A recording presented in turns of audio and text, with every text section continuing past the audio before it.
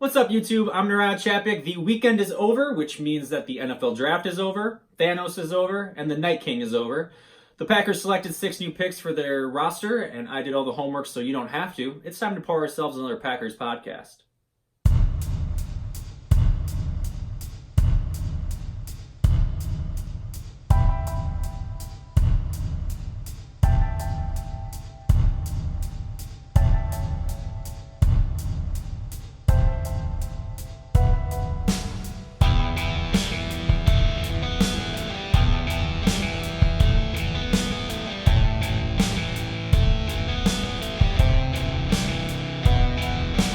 So like I said, the 2019 NFL Draft is behind us. The Packers have selected 8 new members to their roster.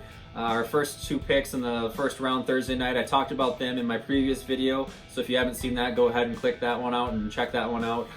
In this particular video, I want to focus mainly on our Friday and Saturday picks, the 2nd through 7th rounds. We have added a lot of depth to the roster, which I am actually surprised and happy about. I'm going to talk a lot about that later in the week when I post my video on Friday about the overall draft and what I think they accomplished and how they built the future of the team. But in this video, I just want to give you an overview of the players that are coming to the team, the ones that are going to be wearing green and yellow, the ones that we will be cheering for on game day.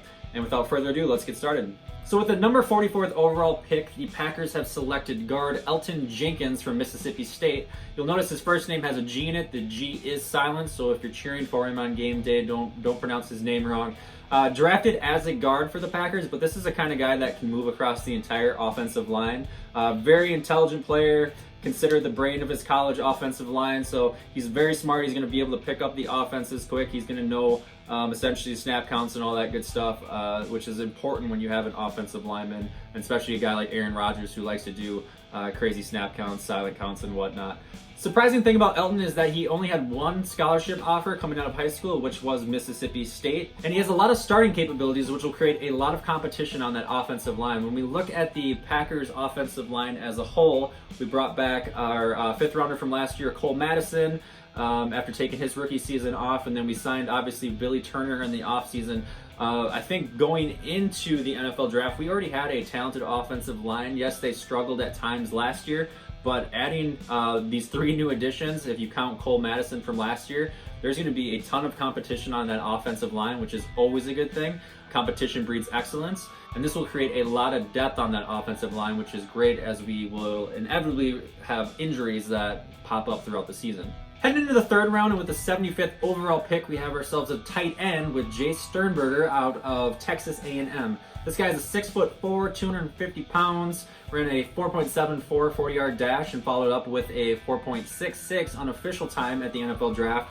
Only a 2-star recruit coming out of high school. So again, we're going to see this theme as I progress forward of these underdogs from the draft class.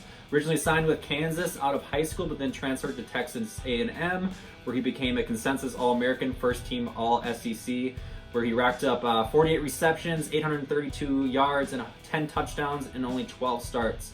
Looking at the film, I love watching him. He's obviously a very quick route runner. He gets open, he makes separation, plays very fast, and we'll learn a lot from Jimmy Graham, because I think him and Jimmy Graham share a lot of the same qualities as far as tight ends are concerned. And for those of you with Jordy Nelson jerseys, he will be wearing the number 87 this season, so go ahead and get a little bit of duct tape and a permanent marker, write Sternberger on the back of your jersey, and you can recycle your old jersey, which you may have just had collecting dust last season. So this is a win-win for everybody. So after going absent in the 4th round because we traded both of our picks away to move up to that 21st pick on Thursday night, the Packers select in the 5th round with the number 150th overall pick, defensive lineman Kingsley KeKe out of Texas A&M, which is also where Jace Sternberger is from.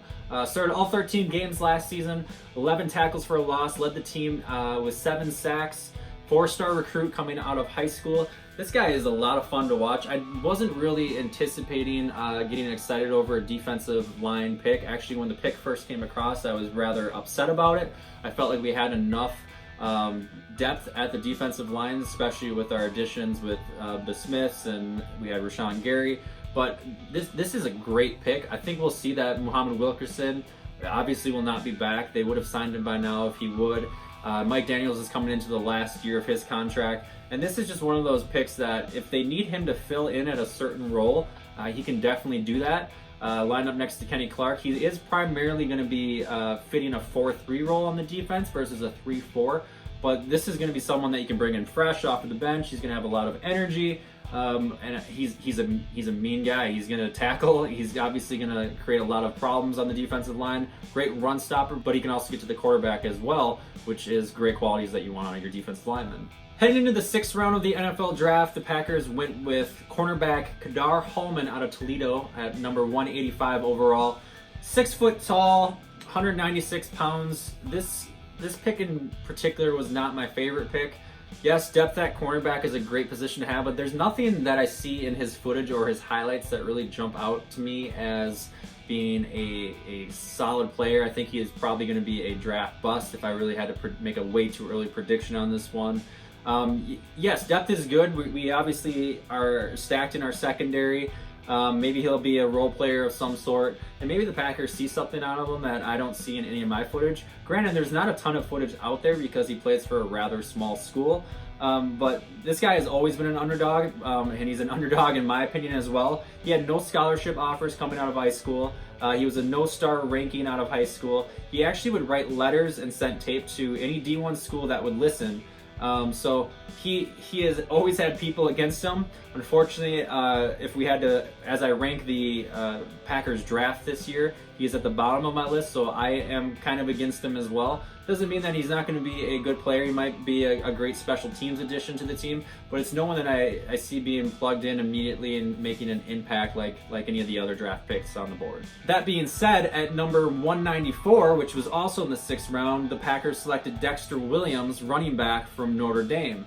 Now this is a player that I am very excited about, a complete 180, if you will, from Ka'dar Hollman. 5'11", 212 pounds. I had so much fun watching the highlight footage of this guy. He is quick to burst, and once he gets in front of defenders, he's gone. He's able to shed blocks easily. He's a very aggressive downhill runner with his ability to put his foot in the ground and run north and south. He spent all 4 years with the Irish and has gotten better every single year. Last season, in his final season, his senior season, he rushed for 995 yards and 12 touchdowns, averaging 6.3 yards per carry. Now, I have a lot of hope when it comes to this three-headed monster that they're building in the backfield for the Packers' run game. One thing I think a lot of people forget is that Aaron Jones was actually selected number 182 in the 2017 NFL draft, and Jamal Williams was selected number 134 in that same draft, which was a 4th-round pick. So we have some of these kind of late draft picks that the Packers have for running backs, and if this is any indication that you can find talent later on in the draft at running back, the Packers have proven that with both Aaron Jones and Jamal Williams. Neither of those guys were, top 30, top 60 draft picks. And what the Packers are starting to create here in the backfield is a running back committee that is going to share, I think, a lot of snaps between the three of them. I think Dexter Williams has all the possibilities and all the opportunity to get a lot of snaps if he so chooses. And it creates that depth again. So if Aaron Jones gets hurt or Jamal Williams gets hurt, we have someone there that can carry that workload. Honestly, I kind of see Dexter Williams as kind of a hybrid player between both of them. He's can be quick and shifty, but he also has that power aspect to it. And I think a lot of people that I was reading in the Bleacher Report and the various articles that I read said that he compares a lot to Eddie George, which I think Eddie George would be a great addition to the Green Bay Packers. In the 7th and final round of the NFL draft, the Packers selected linebacker Ty Symmers, TCU, number 226 overall. One thing I'd have to say here is that they obviously decided to save the best for last. Don't get fooled by where Ty Symmers was drafted in the NFL draft. He's 6'1", 241 pounds. This guy is a football player. Looking at the highlights of him, he is all over the field. He is obviously very high energy, constantly messing up offenses with his aggressive nature. He has great speed and will make a great special teams defender right away, but I would see him transition to a starter potentially by the end of the season, if not for sure going into his sophomore year.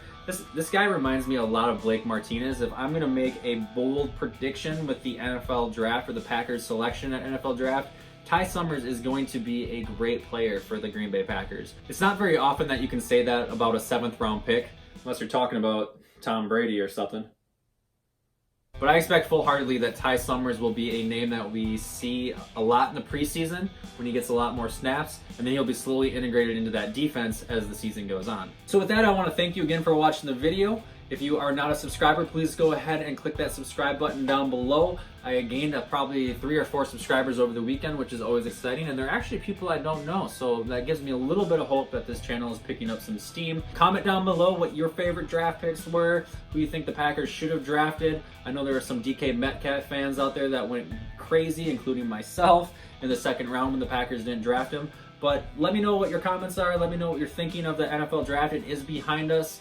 Like I said, I'm going to be doing a more extensive video of the Packers draft and my overall thoughts on Friday. So stay tuned to that. And as always, I will see you on the internet. Thanks for watching.